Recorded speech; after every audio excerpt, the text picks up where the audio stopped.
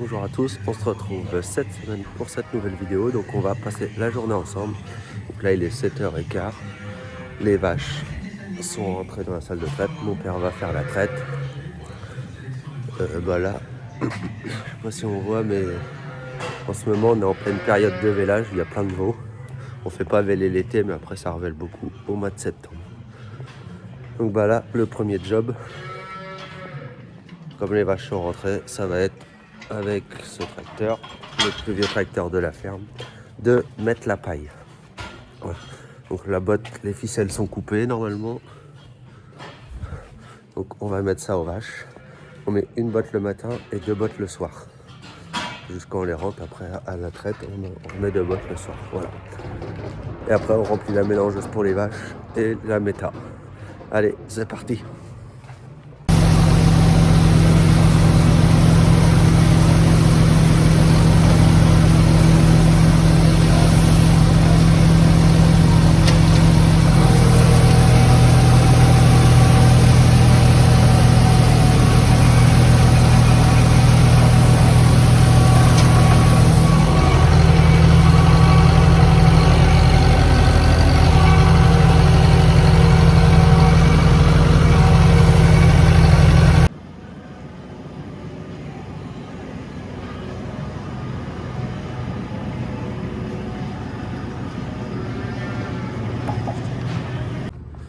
Bon allez, maintenant j'ai raclé l'auge aux vaches. On va charger la mélangeuse.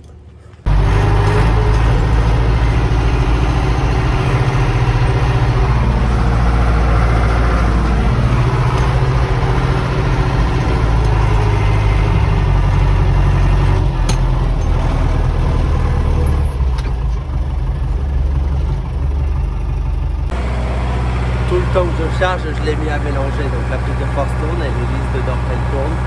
Là c'est une bottie. On fait un nouveau chargement. On valide vache laitière. Le nombre de vaches, 70. Le poids total à charger, 3 tonnes 115. Et voilà, 140 kg 2 fois le désert.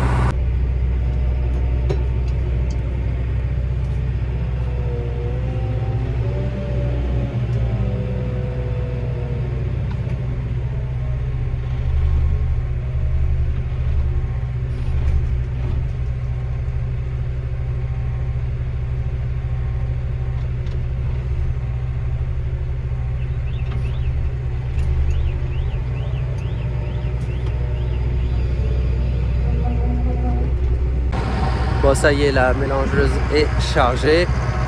Donc là c'est bien parce que herbe, maïs, la luzerne est là où il y a mon doigt et le soja est dans l'hangar gris au fond, donc tout est à proximité. Donc comme ça c'est assez rapide. Donc là on distribue et après on va remplir la méta. Voilà.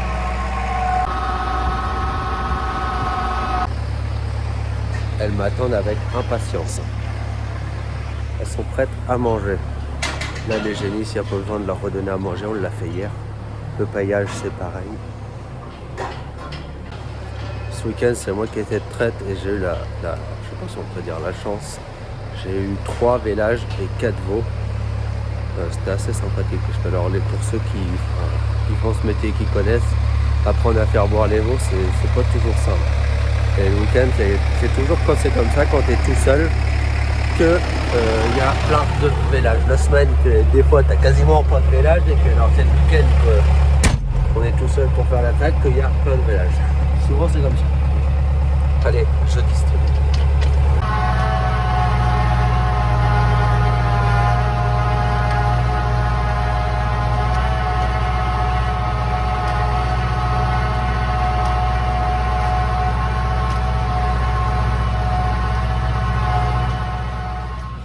Bon voilà, les vaches ont mangé, elles ont eu la paille, il doit être à peu près 8h moins de quart, donc ça c'est fait. Maintenant on va passer sur la partie méta, on va aller faire reculer la porte de l'incorporateur pour le charger. Sur la partie élevage, celui-là qui s'occupe de l'élevage sur la ferme c'est mon père, qui fait toute la gestion de l'élevage, qui s'occupe des vaches, d'appeler l'inséminateur, de tarir les vaches, Voilà, toute la gestion, après nous on fait le boulot. Mais voilà, sur la gestion, c'est lui qui s'en occupe. Moi après, s'il faut la ration, s'il faut l'augmenter ou la baisser, je le vois le matin. Quand je vais enlever l'ensilage dans l'auge des vaches, si je vois qu'il n'y en a plus, qu'il n'y a plus rien, que c'est tout vide, je la augmente. Après, s'il y en a trop, je la baisse. Je suis encore capable de le faire. Mais sur la gestion, voilà, c'est pour le moment, c'est plus mon père qui s'occupe de ça. Donc là, on va faire reculer l'incorporateur, la porte là, hop. Donc là, elle se baisse et elle va reculer au fond. Et là, bon, il en reste un petit peu. Il reste 900 kg, donc c'est pas mal. Voilà. Donc là, on va charger tout ça. On va bien évidemment changer le godet. On n'a pas le droit d'avoir un godet, le même godet pour les vaches et pour la méta. Il faut 2 godets, un pour les vaches, un pour la méta. Alors à la base, les services, parce que quand tu as de méta, il te faut un agrément sanitaire. Et au départ, il nous avait dit, bah, faut 2 télescopiques. Ah oui, enfin bon, c'est que 2 télescopiques, qui c'est qui les paye au bout d'un moment. Donc, on a réussi à s'arranger, dire, bah, nous, il n'y aura qu'un godet. Après, ça peut s'entendre de dire qu'il y aurait 2 télescopiques si on avait des fumiers, par exemple, qui venaient d'un autre élevage. Voilà. Mais bon, après, tu peux aussi contaminer ton élevage.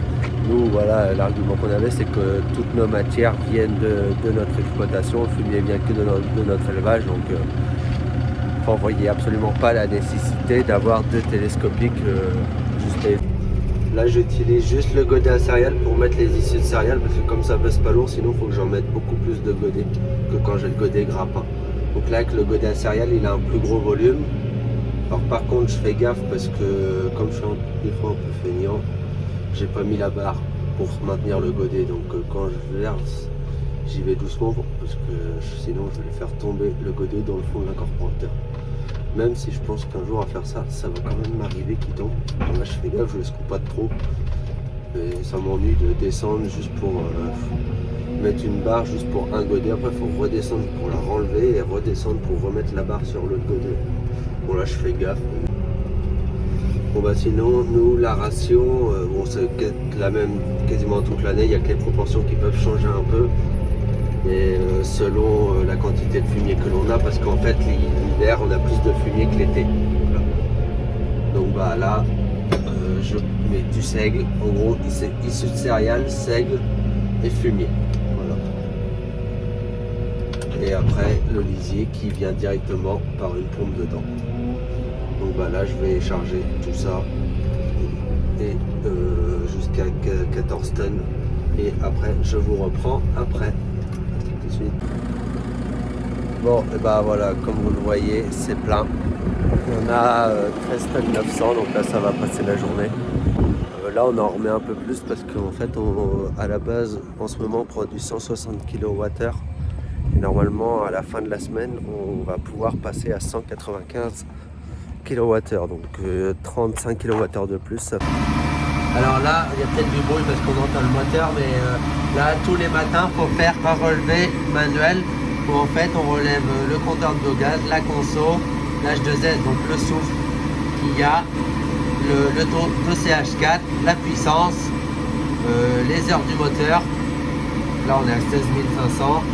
L'électricité sortie brute et la température à l'intérieur du digesteur. Et là, on relève tout ce que l'on a incorporé dans la méta. Voilà. Donc bah, ça, après c'est à relever à la fin de l'année, on doit l'envoyer à la DDT. Voilà. Donc tous les jours, il y a ça à faire, ces relevés-là. Voilà. Et après avoir fait tous ces relevés, on va jeter un coup d'œil à l'intérieur du digesteur pour voir s'il n'y a pas de problème, s'il n'y a pas de moussage, si le temps de pompe. Parce que quand on en incorpore 13 tonnes par jour, il faut qu'on en ressorte quasiment 13 tonnes par jour. Donc faut voir, en fait ça se dit pas par poids mais par temps. Donc si le temps n'est pas assez élevé, si le niveau il monte, faut qu'on augmente le temps de la pompe pour qu'elle vide un petit peu plus longtemps. Voilà, donc il y a ça à regarder. S'il n'y a pas de problème de moussage, mais chez nous on n'en a jamais parce qu'on a tout le temps la même ration. Je vais essayer de vous filmer dedans, mais je ne sais pas si vous allez voir.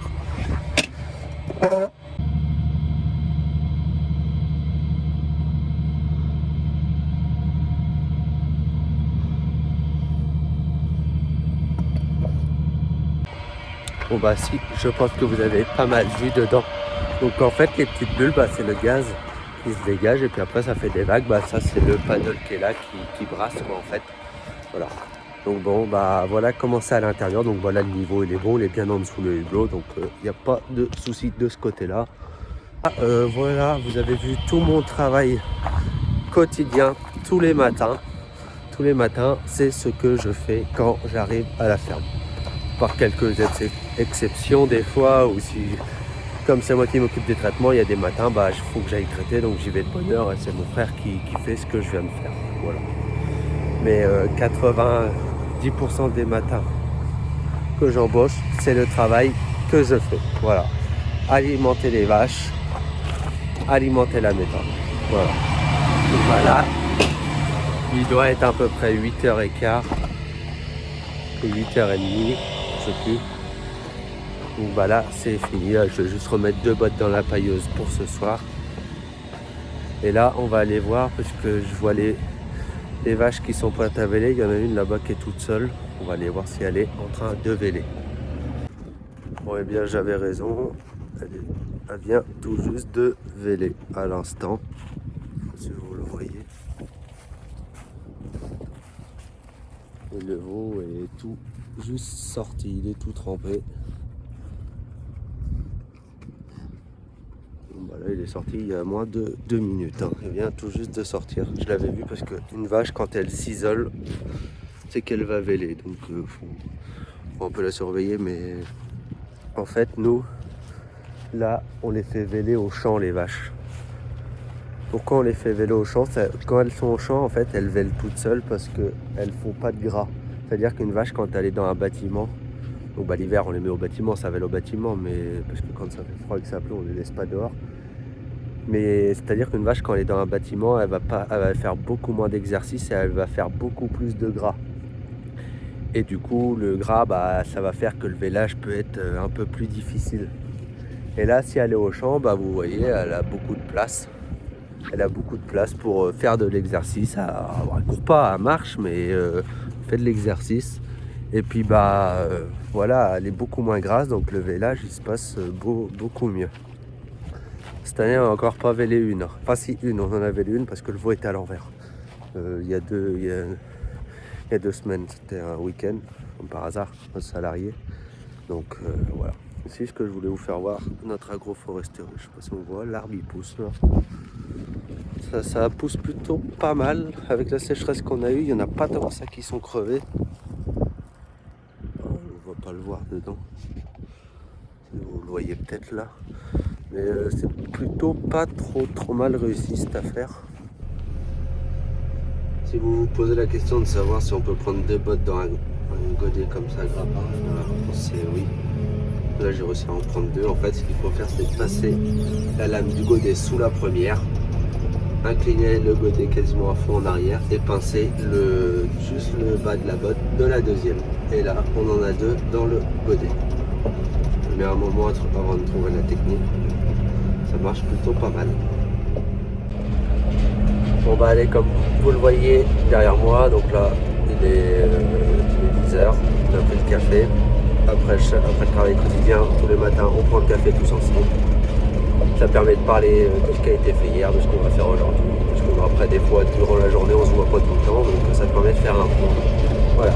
Et bah là, on a chargé 6 vaches qui sont taries. Donc taries, c'est-à-dire qu'elles sont pleines, donc qu'elles ont un veau dans le ventre. Et qu'on arrête de les tout là, on les emmène à un autre bâtiment où il y a des prés-bas, où elles ont une dizaine d'hectares de prés, où elles peuvent se balader partout. Il y a un bâtiment où elles peuvent revenir boire et manger au bâtiment. On les emmène là pendant 2 mois. Et après, les 3 semaines, 1 mois de vélé, on va les retourner les chercher pour les ramener à la ferme pour pouvoir les surveiller.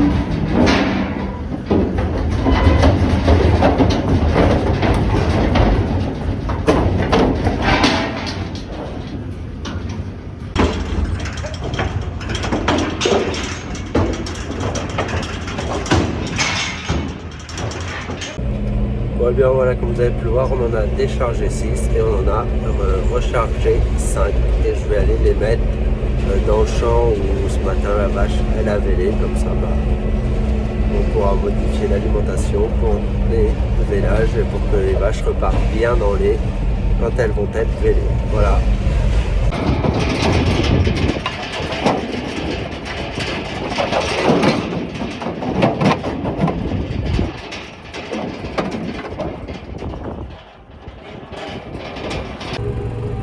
Bon allez, il est 11h30, je suis parti livrer une demi-remorque de maïs qui nous restait là. Pour l'instant on a fini les moissons pour le moment, il nous restera 5 hectares de maïs dans des marais, ça va attendre un petit peu. Et il nous restera 75 hectares de tournesol. Voilà, donc pour le moment on a séché autour de, je dirais, 350 tonnes de maïs, donc c'est plutôt pas mal. Ça fait toujours ça d'économiser, on fait ça et je pense qu'après je vais dételer la remorque, je vais voir, je vais peut-être atteler la presse pour la vider et la souffler et la nettoyer parce que de toute façon on ne va plus s'en resservir à la période où on est maintenant. Bon voilà, presse, allez, atteler, j'avais dételé la remorque. Bon, j'ai de la chance, c'est le même charmuleur sur la presse que sur la remorque, j'ai pas besoin de changer ça, j'ai juste changé le manchon au niveau du tracteur. Et donc là le but ça va être de la vider déjà dans un premier temps. Ce que j'appelle la vider, c'est d'enlever toute la dernière boîte qui est là. Et puis je pense qu'elle est finie, donc il doit y en avoir une autre qui est commencée. Donc de lancer un liage et après d'éjecter les balles et ensuite de tout souffler, d'enlever un maximum de paille. Bon, même si c'est toujours ultra compliqué de tout enlever. Et on va faire de notre mieux. Et puis allez hop, moi je vais aller manger parce qu'il est 12h30 et c'est l'heure d'aller manger. Je vous reprends tout à l'heure. Allez, début d'après-midi, il est 14h. On va s'occuper de la presse.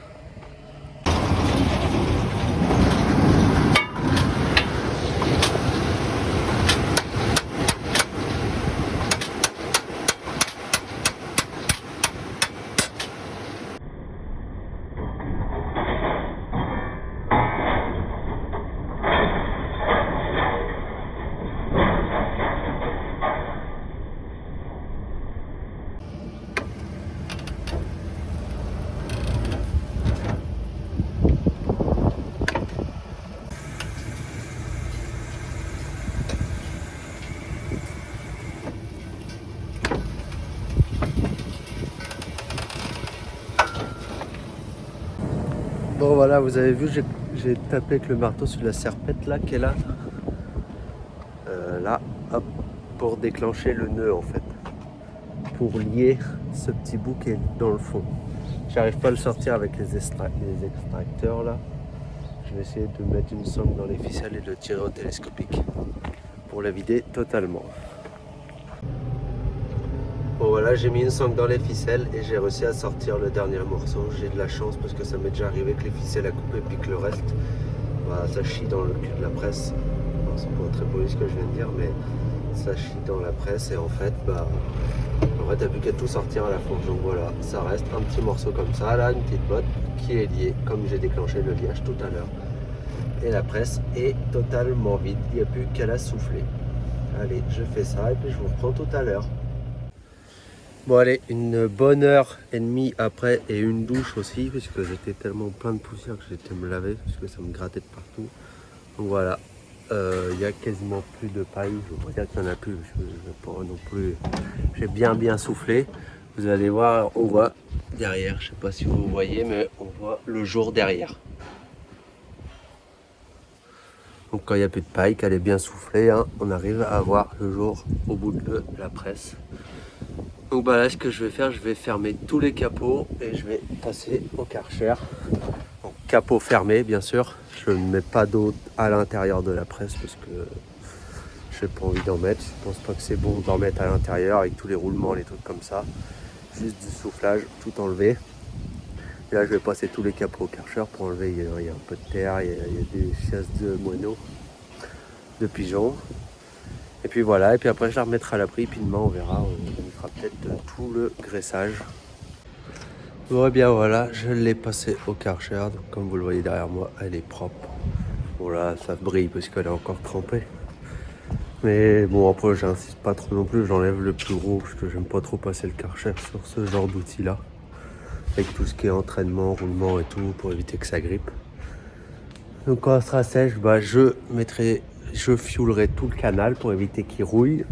Je mettrai du WD-40 sur les noueurs. Et puis après, faire tout le graissage. Et moi, pour la prochaine vidéo, je vais peut-être pas faire une vidéo sur ce que je fais dans la semaine. Je voudrais vous parler un peu de la méta et de l'élevage. Essayer de vous montrer ce que la méta peut apporter à un élevage. Voilà. J'en ai un petit peu, enfin pas marre, mais beaucoup de fois sur les réseaux, les trucs comme ça, on oppose la méta et l'élevage. Moi, je trouve que c'est vraiment dommage parce que pour moi, les deux peuvent vraiment aller ensemble, peuvent vraiment très bien se combiner et je vais essayer de vous faire voir tout ce que la méta a apporté à l'élevage et dans le sens inverse ce que l'élevage apporte à la méta pour qu'elle fonctionne bien. Donc voilà ce que je veux vous faire dans la prochaine vidéo. Peut-être qu'elle durera pas longtemps, mais j'ai un peu envie de vous parler de ça. Voilà. Et allez, je vous souhaite une bonne semaine à tous. J'espère que ça vous aura plu. En tout cas, il y a eu de l'élevage ce matin, c'est tantôt de l'entretien. Voilà, il y a un peu une journée type, hein, voilà. Et moi, je vous souhaite une bonne semaine et à la semaine prochaine. Ah si, et puis aussi, vous pouvez aller vous abonner sur Instagram. J'ai créé une page Instagram de la chaîne. Après, je sais pas trop comment ça marche Instagram, parce que même à titre perso, je ne l'ai pas. Donc voilà, j'essaierai de faire vivre cette page avec des petites photos, des trucs comme ça, pour vous faire suivre le quotidien de la ferme. Allez, à plus tard.